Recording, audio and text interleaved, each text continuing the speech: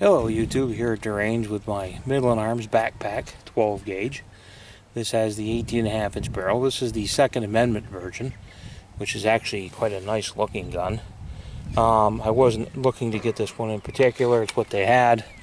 I got it for the same price as the black stock. They didn't have any of those, so I decided to grab this. Now the Midland Arms they're a fairly new gun. I will say I've got a 410 version of this. It's wonderful to shoot. This one is a little brisk because it's very light. It weighs a little more than 5 pounds, and in 12 gauge with 2 3/4 inch buckshot loads, it's gonna smart. It's got some oomph to it. Of all the loads I shot here today, I tried Winchester's 2 3/4 inch number 4 buckshot. That's a nice pattern, about 4 inches all told, 4 or 5 inches from front to back. This is a modified choke, by the way.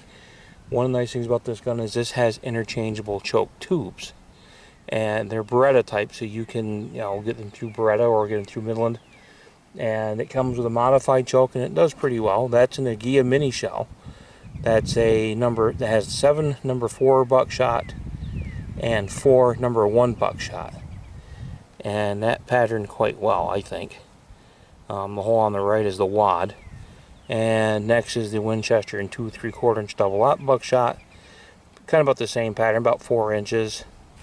And then over here, I decided to try number 4 birdshot at about 25 yards. And where the pistol grip is I have to keep it down here because the wind's picking up. It's going to blow these pieces of paper out of the way. It's pretty much about where you're seeing it anyways. It's a good grouping. I shot a little bit low. But for the short barrel and modified choke, if you had to shoot this is number 4. If you had like 6s or number 7.5 birdshot, you could certainly take a squirrel as long as you're probably not 30, 40, 50 yards up. But 25 yards, not a problem. Definitely not a problem. One of the reasons I also got this is because you can get the adapters.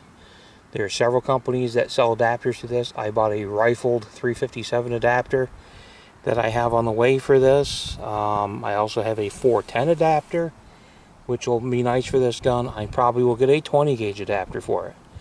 As far as 12 gauge, it's like I said, it's brisk, but it's not. You're not going to be firing this, buckshot all day long out of this.